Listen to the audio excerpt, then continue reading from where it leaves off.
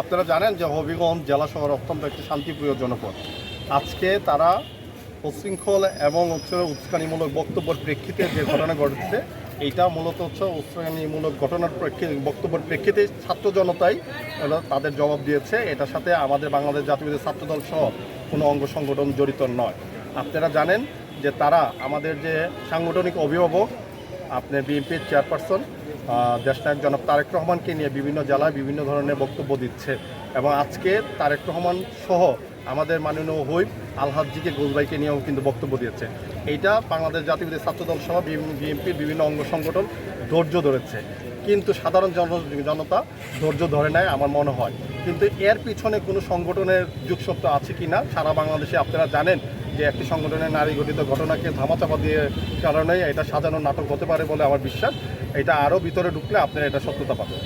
এর সঙ্গে কি বিএনপি বা অঙ্গ সংগঠন জড়িত কিনা? এর সাথে যে ছাত্রদল সহ বিএনপির কোনো অঙ্গ সংগঠনে জড়িত নেই। আপনারা দেখবেন যে যারা যারা আছে উচ্ছৃঙ্খলতাটা কারা করেছে এবং উচ্ছৃঙ্খল বক্তব্য কারা দিয়েছে, সাধারণ জনগণ এবং ছাত্র জনতাই কিন্তু আজকে সাধারণ মানুষ কিন্তু রাস্তায় নেমে এসেছে এই বক্তব্যের প্রেক্ষিতে।